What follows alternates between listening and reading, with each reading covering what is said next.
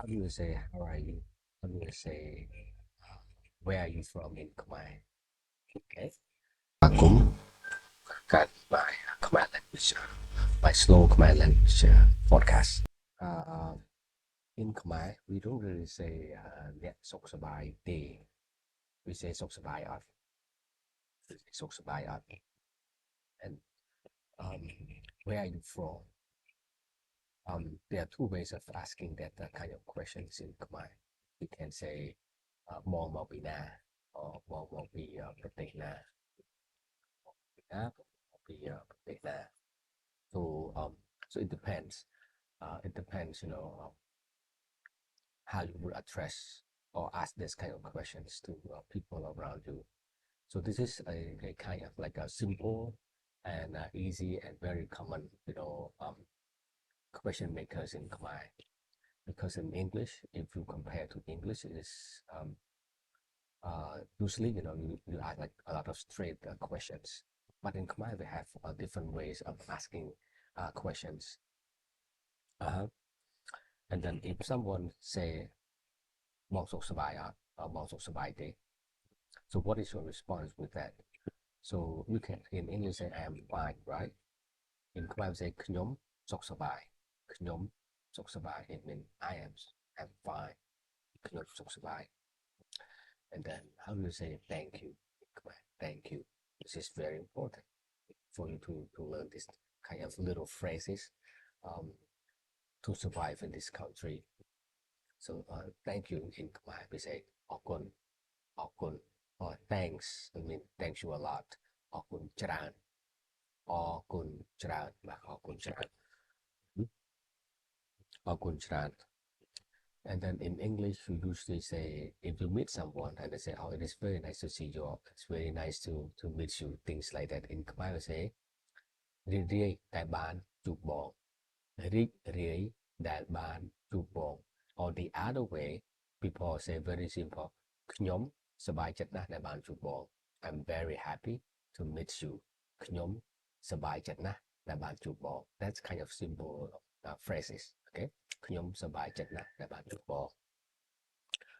Yeah, and uh, again, as yesterday, my video yesterday, I talked about formal and informal greetings, and also talking about direct and indirect. Today, I want to talk about direct and indirect communication. Um, if you've been around in Asia, you will see how Asian people communicate each other, or if they have some conflict, they try to avoid it. That's why I say Asian culture is an indirect communication. For example, if I'm not happy with you, I'm not going to talk to you directly. This gonna be like to the third person to go and tell you, oh, A is not happy with you, things like that. So people will hear, oh, uh, uh, because why this is a intercommunication in Asian cultures. I believe people don't really want to destroy their relationship with each other, so they are trying to avoid confrontation. Confrontation, you know. So the intercommunication is, they think that this is the best way for them to maintain their relationship with the person that he or she angry with, So as for your information, if you come and work in this country, it is very important to understand these little things with Asian people, how to act with them, how to uh, confront with them. But I believe Cambodian culture has changed a lot in the past years. through NGO to local NGO to youth who are very educated who went to other countries for the scholarship and come and bring those culture to Cambodia. I believe in the cities like in Phnom Penh, Siem Reap, or Battambang, where the majority are foreigners over there, it seems like they spread the Westerner culture to local people. So a lot of people who are educated, they understand about this communication style. So I would say it's about 50 or 60% of Cambodian who living in the cities and who is educated, they seems to have a direct communication with people around them, especially at their workplace. But another 50 or 40 or 50% is still, using the internet communication. So be cautious about that. And I would say, asking question is very important to get to know that person. And I usually, I usually say this to my foreigner friends who are here in Cambodia. I'm telling them that building trust is very important in this culture. If local people, especially Cambodian people, trust you, they will tell you everything. They will share with you everything. You know, so it is very important to make connection, building trust with people around you. That is the must. That's my opinion, and especially in my experience working with many foreigners in this country. So it is very important for you to be cautious, asking questions, building trust among Cambodian people, especially your colleagues that work in the office or outside the office. If you tend to build a relationship with this country. Sorry, I have my coffee also.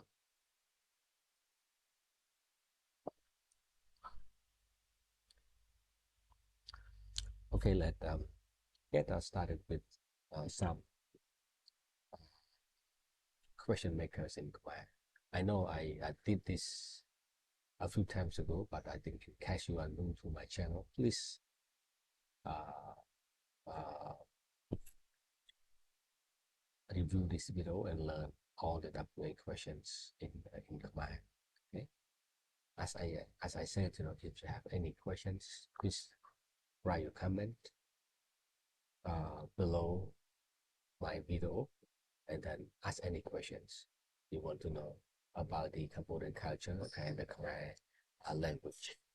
As I mentioned, because I've been in this field for more than 15 years, providing Khmer language lessons, then providing cross-cultural trainings to foreigners who are here in Cambodia, especially for foreigners who tend to work with local people and especially with the government officers here in Cambodia. Because I have indicated that my experience, I have worked with many diplomats in this country and NGO, so I know a lot about how to work more effectively in this culture. Okay, that's why when we talk about culture, I usually attach culture with language. And when I talk about language, I usually encourage people to learn about the culture as well, because these two elements it goes together. It goes together. So it's very important for you to learn the language and also learn the culture at the same time. How do you do that? Again, observation and asking questions. That's the most important thing. Uh, there are many, language teachers in this country, and you can find one and take any Khmer lessons with them. So, because I think that's very important for you to understand our culture, our ways of living. If you tend to live a few years in Cambodia, so I recommend you to learn some Khmer lessons. Take maybe like 10 or 15 lessons. We call it survival course. like I offer a survival course for foreigner as well. So if you are interested, contact me through my YouTube channel. Uh-huh. And then I'm happy to do, I can do like online or in-person classes for you guys also. Okay. Uh, for those who are working with educational institutions, uh, I'm also providing a cross-cultural training or how to work more effectively with your colleagues. Okay. Because I believe now there are mix of diversity, people who come from many different countries to come and work in the same place. So it is very important for those people to understand each other and how to work more effectively in cross culture. Okay? So learn how to reach and cross the bridge. That's very important. As I mentioned,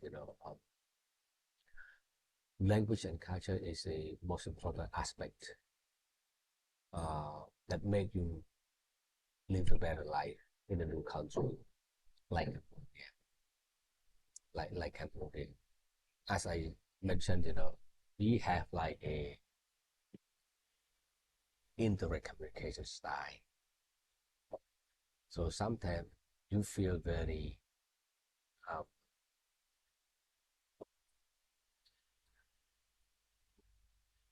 what do you call? You feel very uncomfortable, like uncomfortable to connect with those people.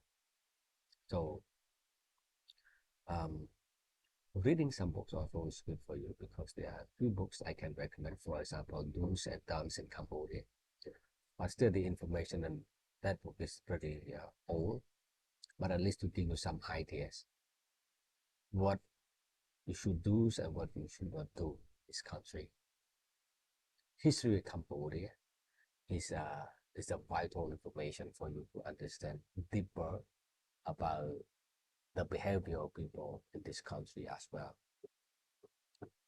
I have a book called Working in Cambodia. It is a very good book. I use a lot of ideas from this book. This book published by, I think, local NGO called BBNK here in Cambodia. They provide this kind of trainings also to foreigner, but they wrote this book. I think that's a very good information for foreigners who are new to this country and want to learn more about this culture. I think that's a perfect book that you should read. If you are interested, write a comment below my video. I will send that copy to you because I have it in the PDF file. So just let me know. If you want it, I will send it to you. It's not that big. I think that's about 150 pages, and it is in English. So I think that's a good information for you to read also. A few books that I read from David Chalmers, the one who wrote a Cambodian history, especially during the Khmer Rouge. Also, it's a very good book for you to read. Not that thick also. I bought this book at Monument bookstore along the Rodolph Boulevard years ago. And then if you want to know about our politics, I think Hun Sen Cambodia also is a good book for you to read also because this is the whole history of Cambodia. I'll talk about that. So please, search through that. You can see different kinds of information that you can get. You know what? I feel a bit sorry for many Cambodians who are educated. To me, it seems like they don't interested in reading about their own culture and history. I feel bad for them actually. Um, but I mean, it depends, the interested, right? For my interest, I like to learn more about my culture. I like to learn more about how people behave. I want to learn more about how people react. and I like to learn more about how people come from different countries work together more effectively. That's why I have this kind of training, you know, for schools, for companies who run in this country. Um, I want them to get together, work together effectively in this culture and in this environment. Okay, so in my next video, um, I will talk a little bit more about cross culture after. Uh, I know this channel is supposed to speak in Khmer, right? But I think maybe a little bit in English. Sometimes maybe it's good for you to understand more. But I will try to speak Khmer more next time so that we can get to understand a little bit more about the Khmer language and practice your Khmer with the people around you. So thank you very much, guys, for watching.